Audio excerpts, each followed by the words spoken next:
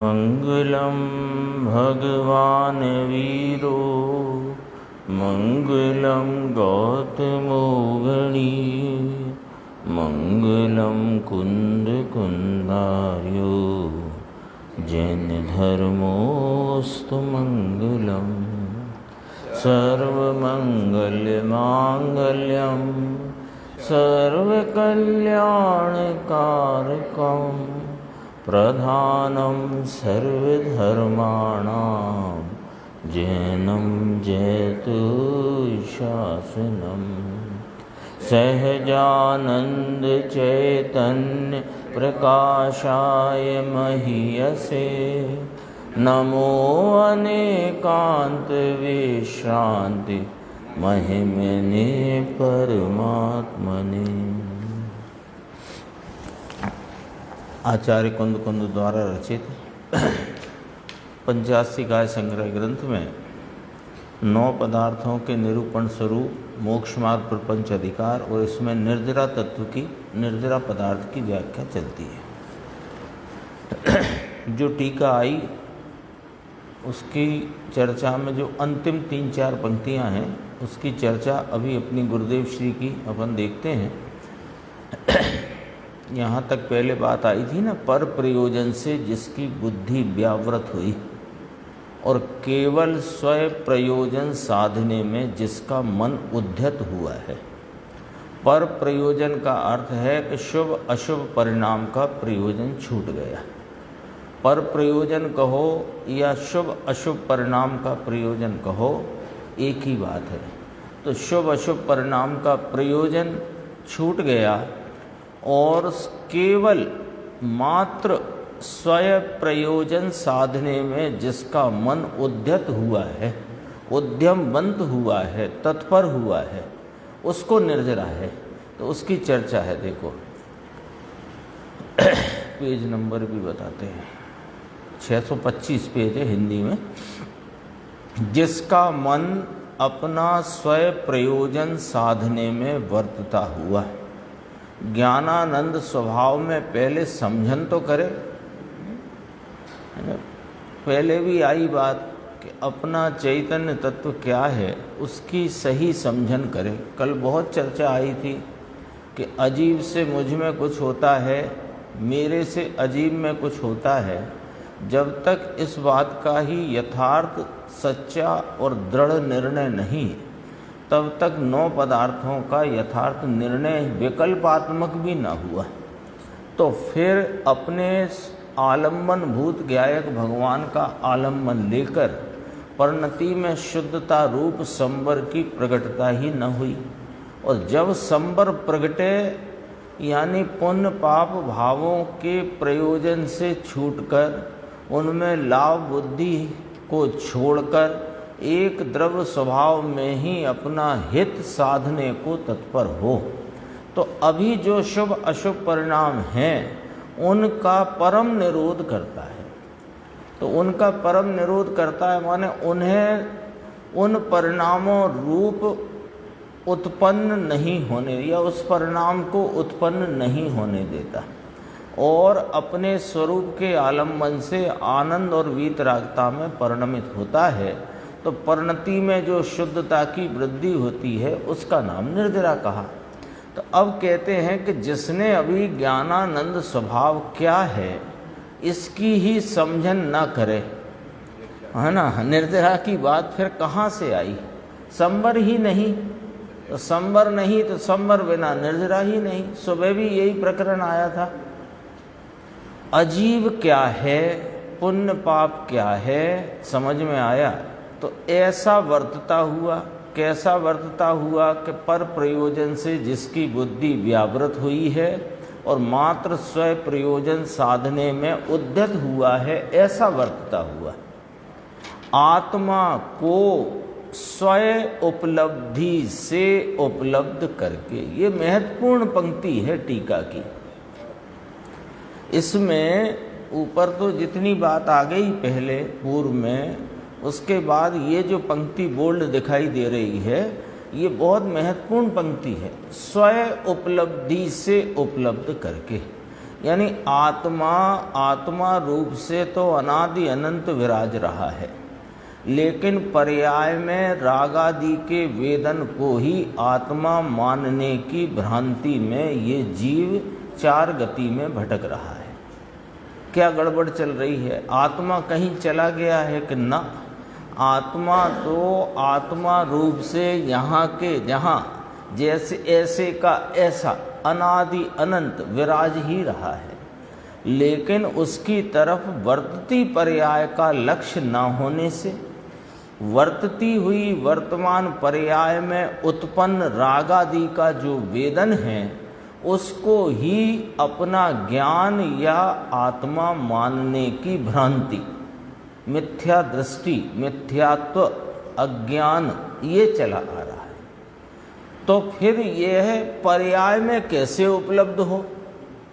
यह आत्मा जो अनादि अनंत ऐसे का ऐसा विद्यमान विराजमान तत्व है, गुरुदेव कई बार कहते ना, एक समय में विद्यमान त्रिकाली ध्यायक भगवान। तो ये जो प्रत्येक समय में अपनी त्रैकालिकता की सामान्य स्वरूपता से, एक रूपता से विद्यमान है, वो पर्याय में कैसे उपलब्ध हो? तो कहा यहाँ पर इस पंक्ति में आचार्य अमृतचंद्र देव ने कि स्वयं उपलब्धि से उपलब्ध होता है। आया ना? आत्मा को उपलब्ध करके स्वयं उपलब्धि से, इसको ऐसे पढ़ो, क्या आत्मा तो है, तो अनुपलब्ध है कहाँ? पर्याय में। पर्याय में इसका लक्ष्य नहीं तो रागादि का वेदन है, और राग के वेदन को ही आत्मा मानने की भ्रांति है, इसलिए पर्याय में अनुपलब्ध है। तो उपलब्ध कहाँ करना है? कि पर्याय में उपलब्ध करना है। किसको? कि जो है उसको। तो कैसे करे? कि स्वयं उपलब्धि से। हाँ, मुट्ठी में रखा। गुरुदेव तो उसका वो एक दृष्टांत देते हैं। पहले मंजन करते थे ना लोग सुबह उठ के, तो बास बेसिन तो नहीं होते थे पहले तो घर के बाहर पाटिये पे आके वहीं बैठ के मंजन करते थे। तो अब किसी के सोने का दांत था तो निकाल लिया और फिर मुट्ठी में रख लिया। अब मंजन करे, अब दांत ढूंढे, दांत ढूंढ रहा है, कहाँ गया दांत कहाँ गया? मुट्ठी ना खोले, मुट्ठी में है, मुट्ठी ना खोले, और दांत ढूंढे पूरे घर में, और घर भर को परेशान कर रखा। दांत खो गया, सोने का दांत है। तो स्थिति ये है कि कैसे उपलब्ध हो ये अनुपलब्ध है क्या? पहले तो ये विचार करो कि हाजरा हुजूर है, वो स्वभाव से तो कभी अनुपलब्ध नहीं है। अनुपलब्धता पर्याय में है। तो उपलब्ध कहाँ करना है? कि पर्याय में। तो कैसे उपलब्ध हो? कि स्वयं उपलब्धि से। स्वयं उपलब्धि से। ये कौन सी बात हुई? ये बात हुई कि जैसे यह आत्मा त्रिकाल स्वरूपता से, एक रूपता से, सामान्य सदृश भाव से अनादि अनंत हाजिर हुजूर तरीके रहा हुआ है और परम निरपेक्ष है, परम निरपेक्ष है। इसके अपने ज्ञान दर्शन आदि अनंत गुण संपदा से एक रूप रहने वाला यह चैतन्य महापदार्थ, इसको अपने चैतन्यता से बने रहने के लिए किसकी अपेक्षा है? कोई कर्म, कोई संयोग, कोई वियोग, किसी की अपेक्षा नहीं। इसके परम पारिणामिक स्वरूप है ना। तो परम पारिणामिक के में दो पारिणामिक भाव कहा, परम पारिणामिक कहा, तो उसमें दो बातें अपने सामने आती हैं कि अनादि अनंत है और परम निरपेक्ष है। अब ये इसको अपने चैतन्यता बनाए रखने के लिए किसकी अपेक्षा है? किसी की नहीं। ये तो अपने चैतन्य आदि अनंत गुण स्वरूपता के अखंड पिंड रूपता से अनादि अनंत रहा हुआ है। इसे किसकी जरूरत, क्या अपेक्षा कि मैं चेतन बना रहूं? कोई अपेक्षा नहीं है ना। तो इसकी उपलब्धि का जो भाव है जो वर्तमान परिणाम जिसमें ये उपलब्ध होए, उस परिणाम को भी किसी की अपेक्षा नहीं। ये कहना है इतनी सी एक पंक्ति में, स्वयं उपलब्धि से उपलब्ध करके किसको? इस चैतन्य महाप्रभु, इस आत्म तत्व को उपलब्ध करना है। तो अभी अपन चर्चा कर चुके कहाँ करना है, कि पर्याय में। वस्तु तो वस्तु रूप से तो है ही, तो पर्याय में नहीं है। नहीं है माने तुम्हारी पर्याय इसको देखती नहीं और बाहर देखती है, तो उत्पन्न हुए राग आदि के वेदन को तुमने अपना स्वरूप माना है। एक दिन आ चुकी है चर्चा, ज्ञान में ज्ञान का वेदन और ज्ञान में राग का वेदन। जब तक ज्ञान में राग का वेदन है तब तक ज्ञान में ज्ञान का वेदन नहीं होता। आ गई थी चर्चा। ज्ञान में ज्ञान का वेदन कब तक नहीं? कि जब तक ज्ञान में राग का वेदन। ज्ञान तो सदैव चल रहा है, लेकिन राग को वेदता हुआ ये मैं हूं, तब तक इसे ज्ञान उपलब्ध नहीं होता पर्याय में। वही पॉइंट यहां पर है। तो जैसे ये वस्तु रूप से निरपेक्ष है, ऐसे इसकी उपलब्धि भी परम निरपेक्ष है। कोई कषाय की मंदता का भाव, किसी कर्म के उदय अनुदय का भाव, किसी कर्म के उपशम की कोई इसे जरूरत नहीं। अरे वाह साहब, शास्त्र में तो लिखा कि जब दर्शन मोहिनी का उपशम हो तब यह आत्मा पर्याय में प्रकट होता है। कि नहीं, आपने गलत पढ़ लिया। जब ये आत्मा अपनी वर्तमान परिणति में परम निरपेक्षता से स्वयं उपलब्धि से उपलब्ध होता है, तब वहाँ कर्म में दर्शन मोहिनी का उपशम या क्षय उपशम होता है। ऐसे समझो भाई, निमित्त से नैमित्तिक होता है कि नैमित्तिक होता है तब निमित्त में क्या हुआ ये बताया जाता है। निमित्त से नैमित्तिक मानोगे तो आज भी चर्चा आई थी कुम्हार वाली बात, सुबह आई थी ना, यही चर्चा यहाँ। वो सिद्धांत तो वही के वही हैं और हम उनको समझ रहे हैं, सीख रहे हैं। क्यों? अपने आत्म तत्व के निर्णय के लिए। देखो, यहाँ तक तो कल बात आई थी, कल सवेरे आया था। अब तो यह शब्दार्थ नया है।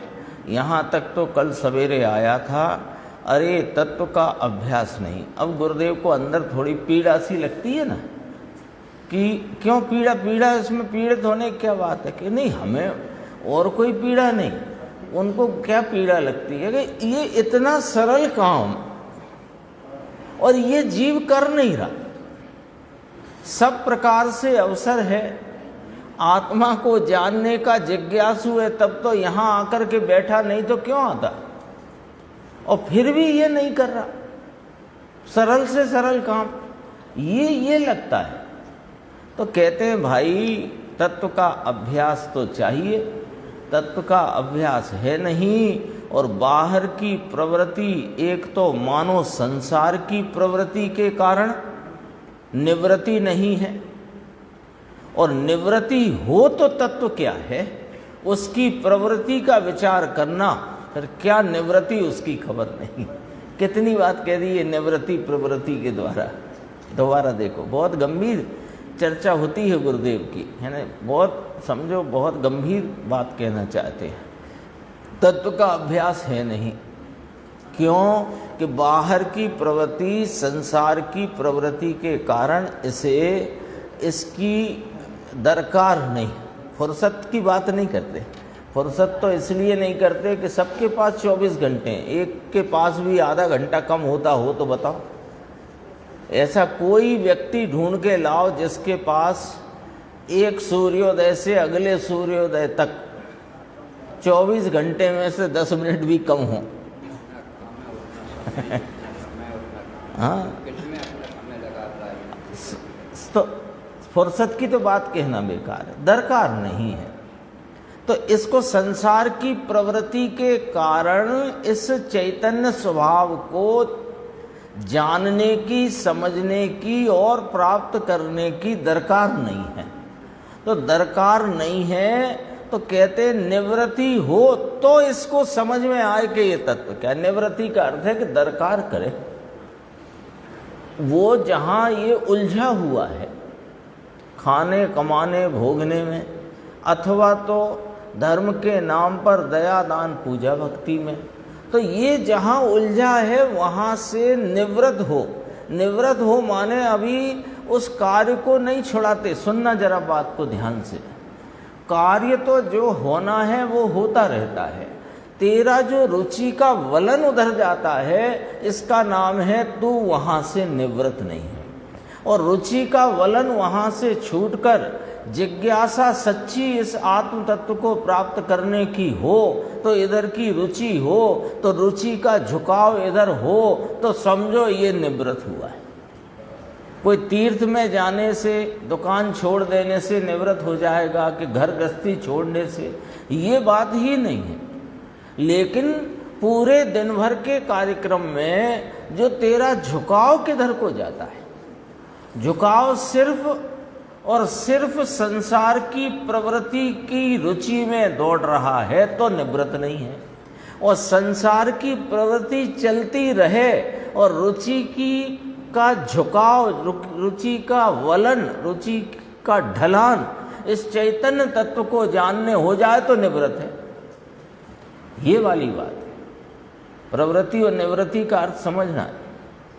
जरा से इधर से भूल हुई, निवृत्त लेकर के क्या हुआ कि घर गृहस्थी या धंधा व्यापार छोड़कर उससे निवृत्त हो गए। अब निवृत्त हो गए और यहाँ तो प्रवृत्त हुए ही नहीं, तो फिर क्या किया कि कोई तीर्थ स्थान पे चले गए, तो वहाँ के काम काज में उलझ गए।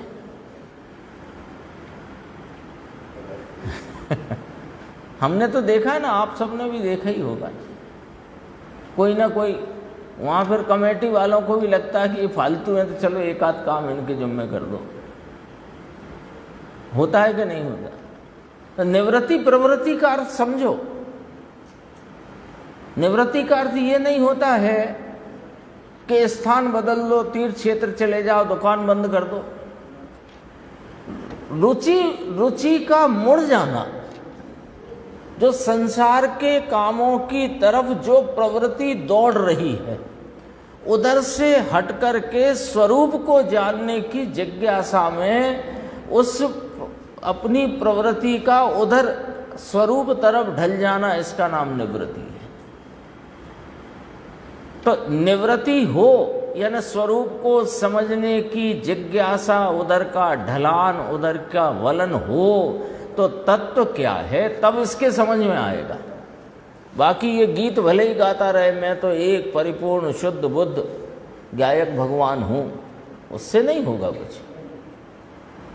फिर कहते हैं, अब कौमा के बाद अर्धविराम है, उसके बाद उसकी प्रवृत्ति का विचार करना कि क्या निवृत्ति, निवृत्ति क्या होती है ये ही नहीं पता है इसे, इसकी खबर नहीं।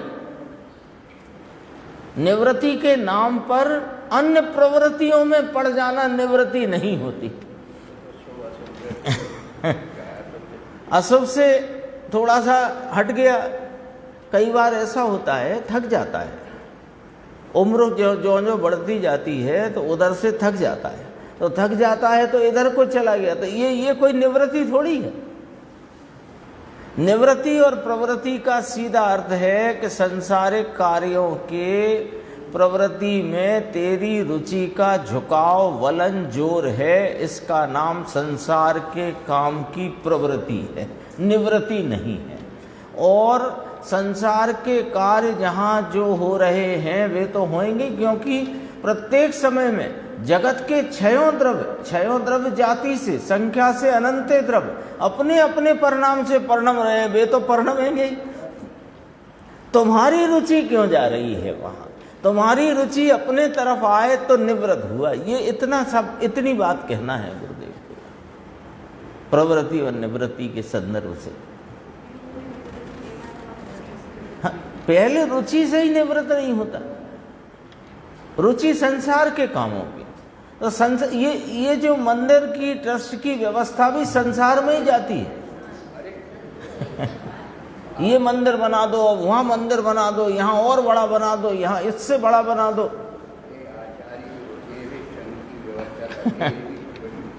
हाँ, वो भी प्रवृत्ति है। उन्हें भी जब वे अपने आत्म स्वरूप की एकाग्रता के लिए जब ज़्यादा उद्यमवंत होने का अंतरंग में जब परिणाम चलता है तो आचार्य पद सौंप देते हैं और कोई को, और आत्मा आराधना में लग जाते हैं। हमने पढ़ी इसी ग्रंथ में 5 परमेष्टि की परिभाषा, उपाध्याय की भी पढ़ी, आचार्य की भी पढ़ी, साधु की भी पढ़ी।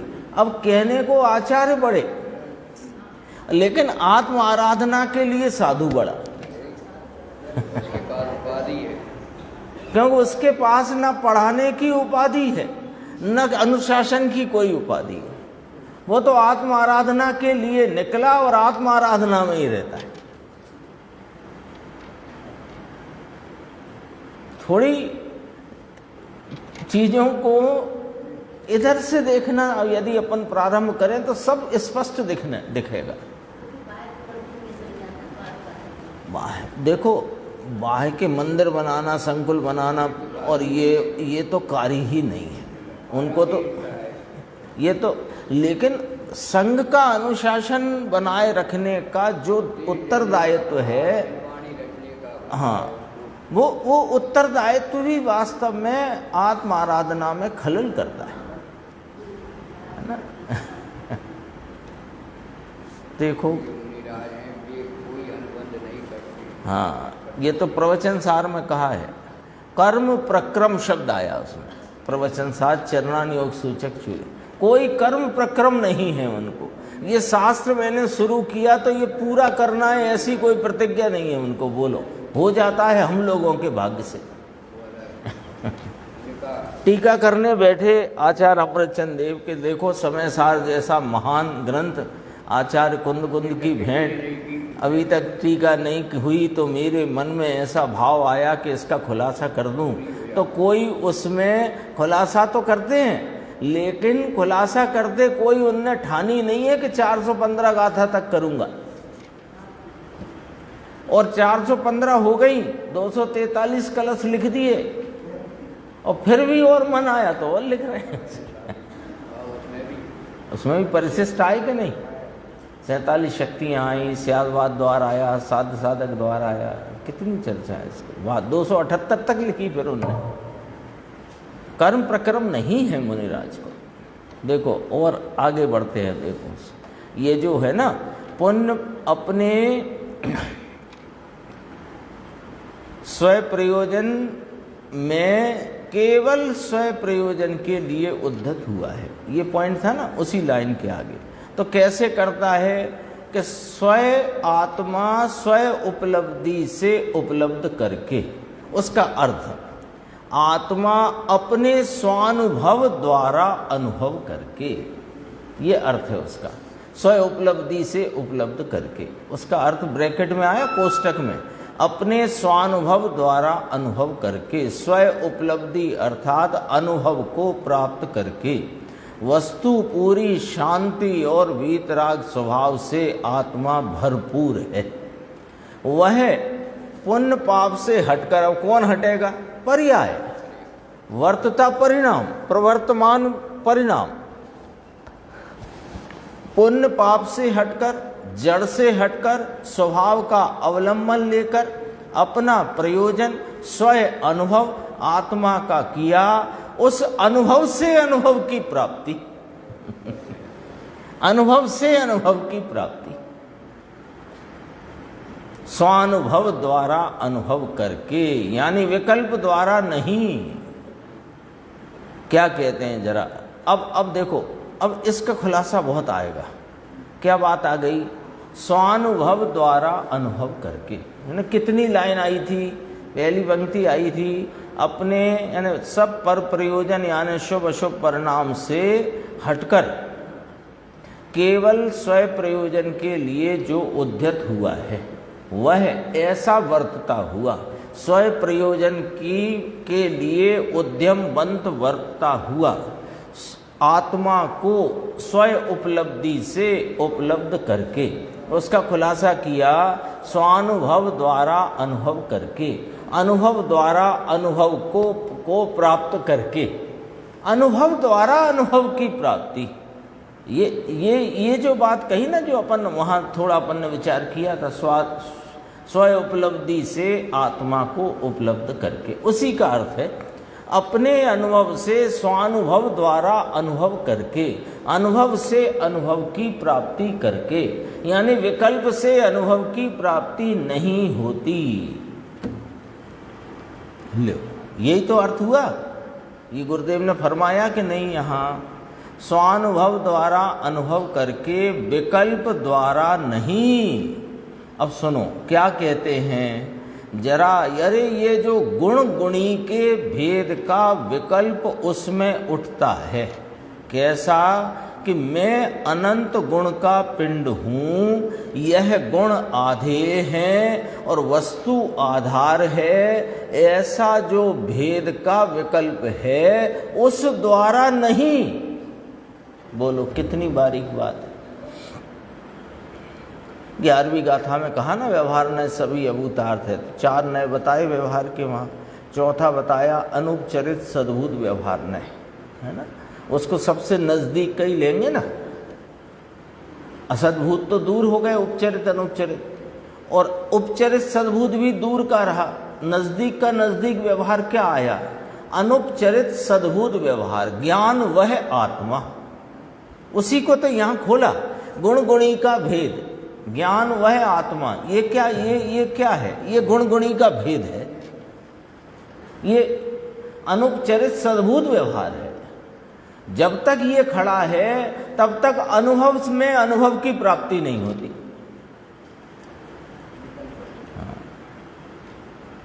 गुरुदेव तो बारीकी से बताते हैं हर बात को, है ना। मोटी समझ तो कोई काम की नहीं है ना, क्योंकि वस्तु सूक्ष्म है।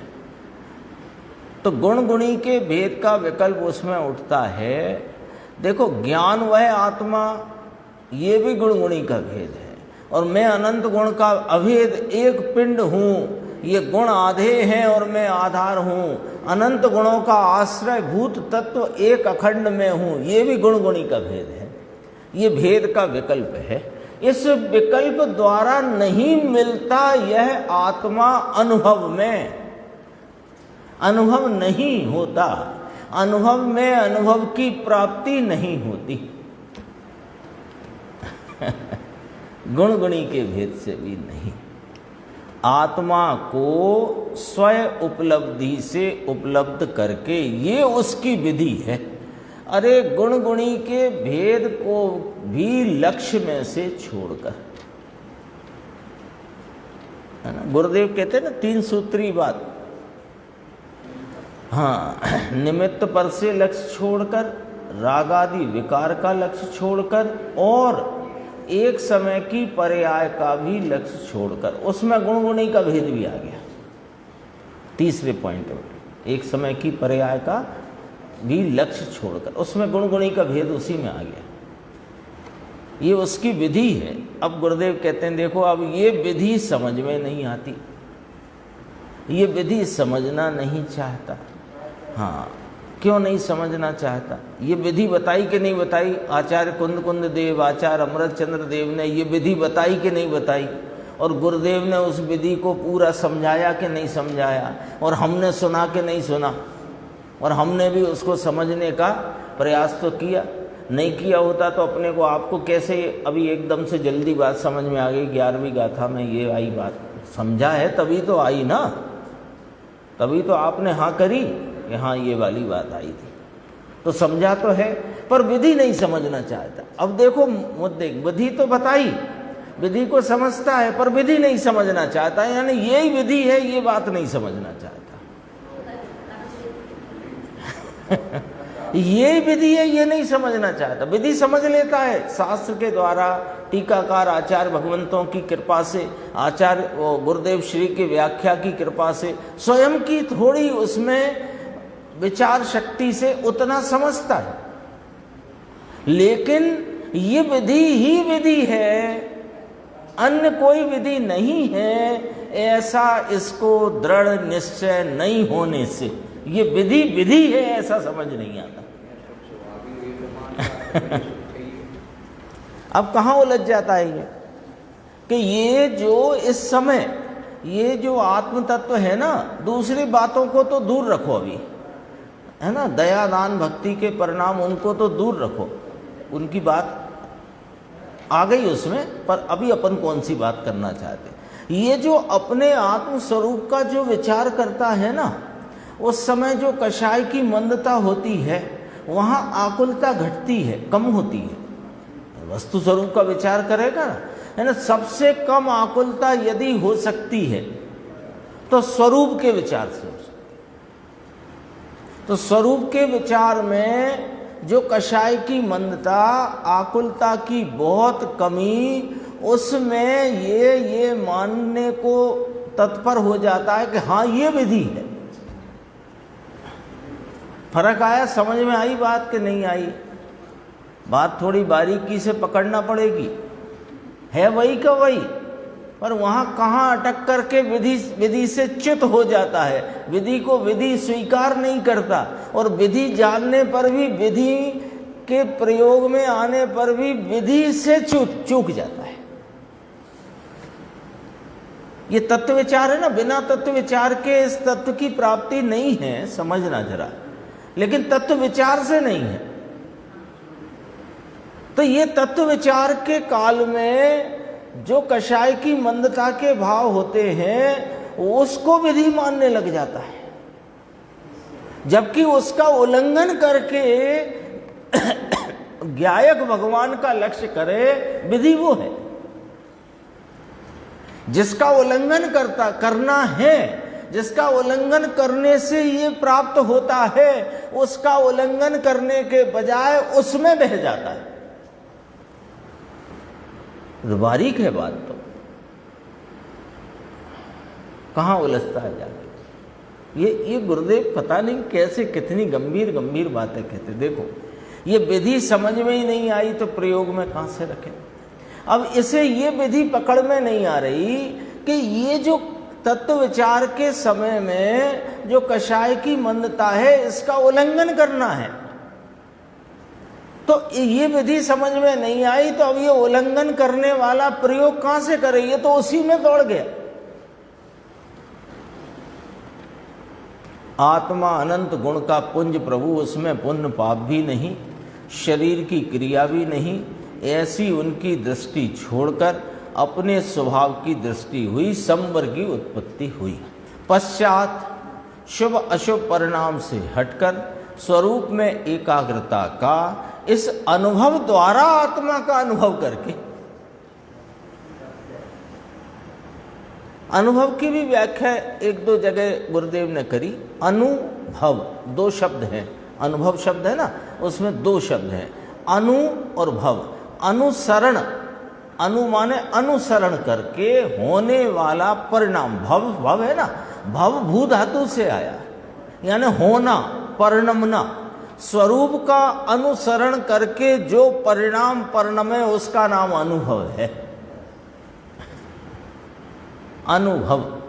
तो अनुभव से, अनुभव द्वारा आत्मा का अनुभव करके, फिर पुनः कहा विकल्प द्वारा नहीं, फिर और खुलासा, पुण्य पाप द्वारा तो नहीं, ये मात्र पुण्य पाप के विकल्पों की बात नहीं कहते, परंतु गुण गुणी के भेद के विकल्प द्वारा भी अनुभव नहीं होता, उसका उल्लंघन करना है। गुण गुणी का भेद तो खड़ा होगा आके, तत्व विचार करेगा तो नहीं आएगा क्या? आएगा, लेकिन उसका उल्लंघन करना है। ये उल्लंघन करने की बजाय उसमें लग जाता है। समझ में आया? देखो, बहुत। फिर गुरुदेव ने यहाँ दृष्टांत दिया हलवे का, वो मैं संक्षेप में ही आपको सबका सुना हुआ है, संक्षेप में बताते हैं।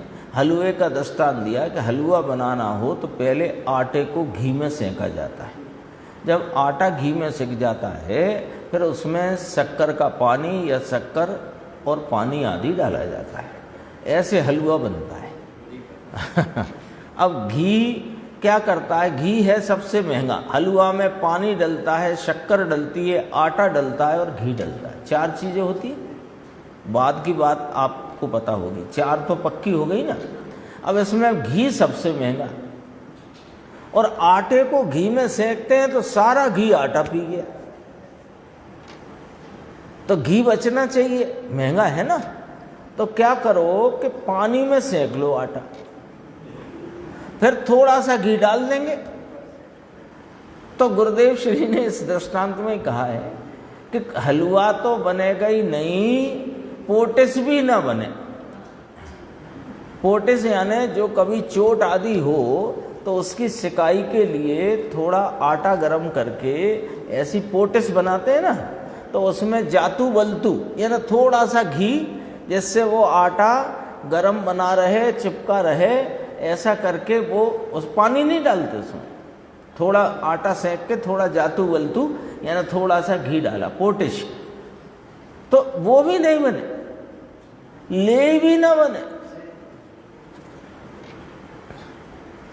तो विधि नहीं मालूम। अब विधि की बात चल रही थी, अब विधि में गड़बड़ करी। क्या गड़बड़ करी कि घी तो महंगा है, तो पहले पानी में ही सेक लो आटा, तो विधि गड़बड़ हो गई। अब पानी में सेक के आटा बन नहीं सकता ना हलवा, बस इतनी बात कही। अब उसका दृष्टांत समझो, ये तो दृष्टांत था।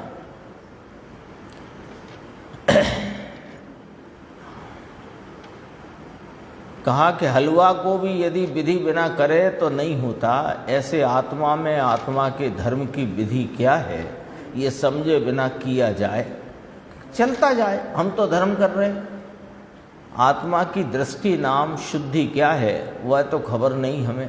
हमारे तो करो व्रत और तप, दान, पूजा, भक्ति, यात्रा सब एकड़ा बिना ना मिंडा छे, है ना, अंक बिना का, है ना, बिना एक का शून्य है, देखो नीचे। उसी प्रकार भगवान कहते हैं कि दर्शन ज्ञान चारित्र यह मोक्ष का मार्ग है। उसमें पहले दर्शन शुद्धि बिना, दर्शन शुद्धि की कल व्याख्या हो चुकी है, कल हो गई थी ना, दर्शन शुद्धि किसे कहा, सब बात आ गई। अपन ने ये पूरा नक्शा देखा था, देह अलग, कर्म अलग और आत्मा अलग, और आत्मा की परिणति में रागादि भाव भी मेरे स्वभाव में नहीं, और चलती फिरती पर्याय है ये भी एक रूप ध्रुव में नहीं। तो ऐसा बराबर निर्णय करके एक रूप ज्ञायक भगवान का लक्ष्य करे तो वहाँ पर दर्शन शुद्धि प्रकट होती है। तो दर्शन शुद्धि के बिना तेरा ज्ञान और व्रत तप और चारित्र कभी तीन काल में नहीं होगा।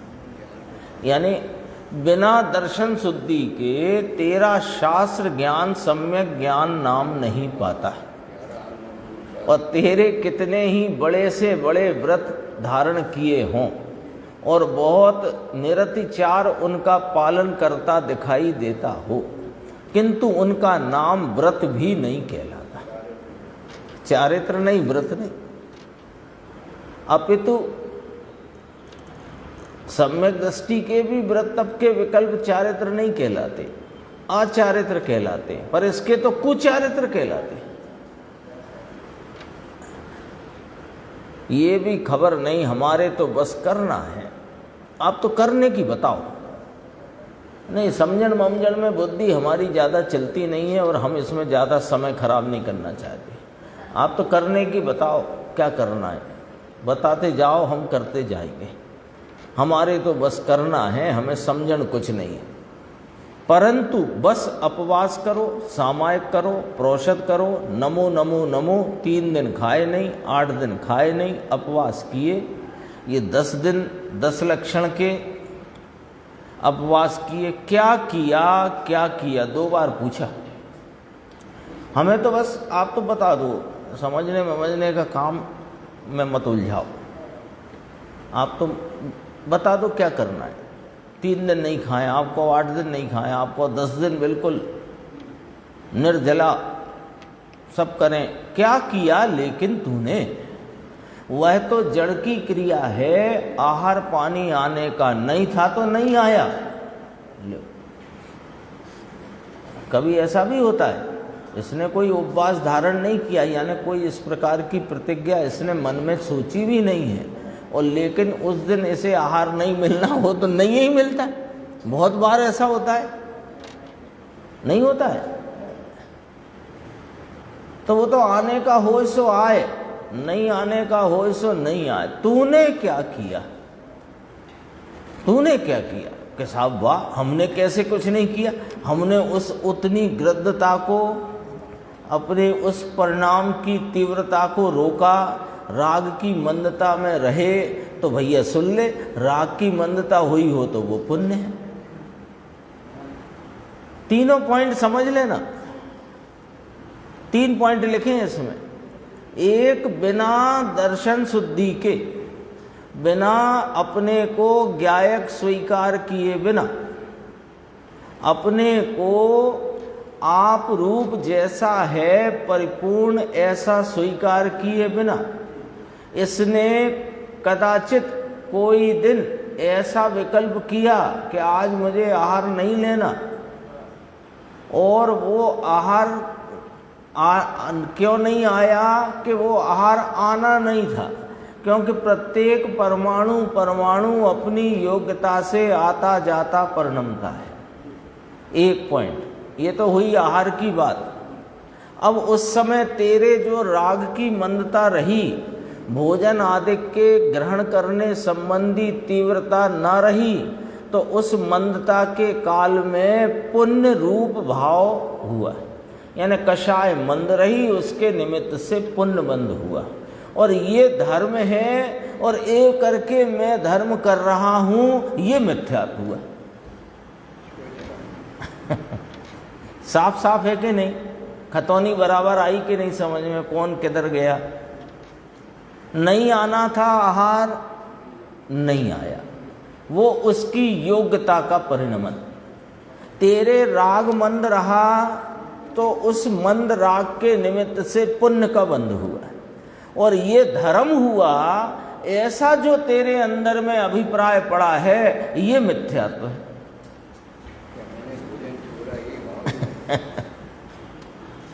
बोलो, कितनी गजब की बात है। कभी विचार करते हैं अपन ऐसे? अपन पता कैसा विचार करते हैं, वो भी सुनो।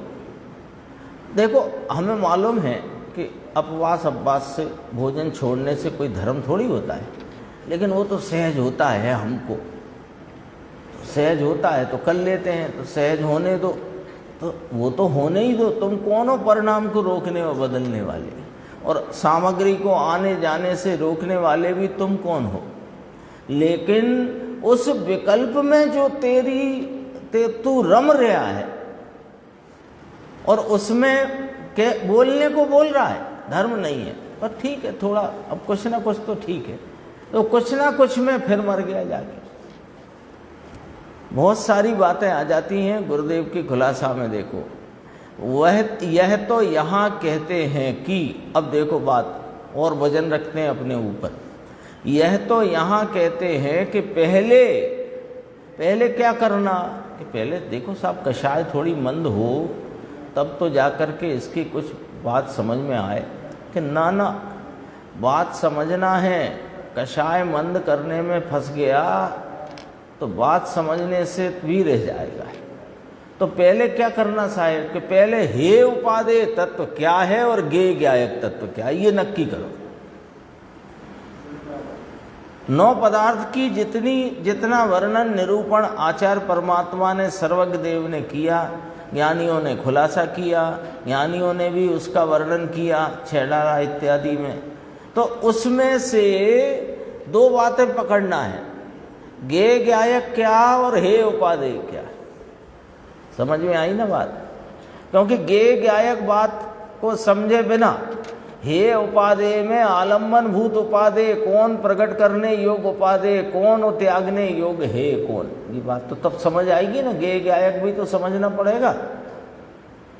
हे उपादेय क्या है, गे ज्ञायक क्या है, ऐसी समझण आए बिना तुझे आत्मा की दृष्टि नहीं होती, और आत्मा की दृष्टि बिना स्वरूप में स्थिरता नहीं होती, और तो निर्जरा और संवर नहीं होते। समझ में आया? इससे कठिन बात है, क्या करना? पूछा था ना एक ने, साहब कुछ सरल करके समझाओ। पहले समझण करके देखो, अब अपने ऊपर जिम्मेदारी डाली गई है, लेना हो जिम्मेदारी तो ले लोगे तो आत्म कल्याण हो जाएगा। और इस जिम्मेदारी से फिर छिटक गए, बच गए, निकल गए तो आत्मकल्याण नहीं होगा, है ना। बिल्कुल साफ सुथरी बात है ना। पहले क्या करना, अपने सबका प्रश्न होता है कि नहीं, कि हमको तो पहले आप तो बताओ साहब पहले क्या करना। हमको तो अंदर में बहुत ऐसी भावना जागृत है कि हमें तो इस मनुष्य भव में अपने आत्मा का कल्याण करना है ना। और ये मनुष्य भव यदि हम चूक गए तो फिर पता नहीं ऐसा दुर्लभ सो अवसर कब मिलेगा कि नहीं मिलेगा। इसलिए हम तो एकदम कटिबद्ध हुए हैं कि हमें इस भव में ये आयु पूरी होने के पहले पहले हमें अपने आत्म स्वरूप का, आत्मा का कल्याण, नाम स्वरूप का अनुभव करना ही है। इतना अपने को पहले तैयार तो करो। अभी अपन कहाँ फंस जाते हैं कि अब इस भव में नहीं होगा तो फिर संस्कार लेके जाएंगे तो अगले भव में हो जाएगा, तो तेरे संस्कार भी नहीं पड़ने वाले। क्योंकि जब पहले से ही सुस्ती छाई है कि अभी नहीं होगा, ये तो संस्कार वो ले जाता है जो एकदम कटिबद्ध होकर के आचार्यों द्वारा बताए गए मार्ग को पहचान कर उसमें चलने को उद्यत है, चलने को तत्पर हुआ है। और कदाचित आयु पूरी हो जाए तो ले जाएगा। ये तेरे ये सुनते रहने से संस्कार नहीं, संस्कार जिज्ञासा से चलता है। ऐसे तो अनेकों बार समूह शरण में गया, वहाँ इससे भी ऊंची ऊंची और साफ सुथरी बड़ी बड़ी बातें सब सुनी है कि नहीं सुनी है। तो हम तो 3 घंटा बराबर डेली सुनते हैं, 2.5 घंटा सुनते हैं, घर का भी स्वयं भी पढ़ते, तो संस्कार हो जाएंगे। ऐसे नहीं होता है संस्कार। संस्कार किसे कहा कि यहाँ बात को समझकर उस को प्राप्त करने में एकदम गहरी तत्परता से जब लगे और कदाचित आयु पूरी हो जाए तो उसके लिए की बात है।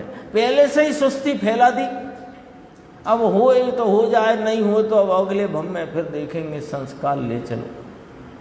कोई संस्कार नहीं मिलेगा इसमें, संस्कार होगा ही नहीं। संस्कार कहते कैसे? संस्कार एक आरोपित कथन है और कुछ भी नहीं है।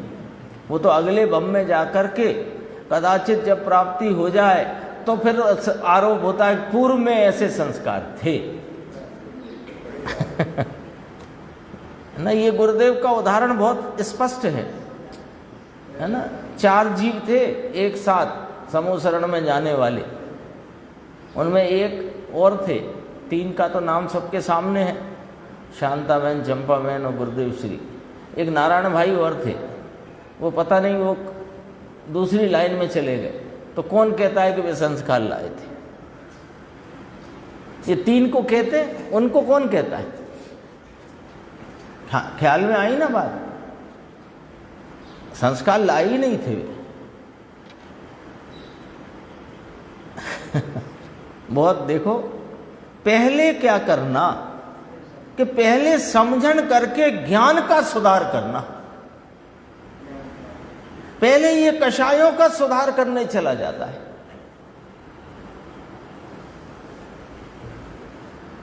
समझ आ रही है कि नहीं आ रही है बात? पहले कषाय सुधारने जाता है। कषाय सुधारने की जरूरत नहीं है। तुम ज्ञान को सुधारने के प्रति तत्परता दिखाओ।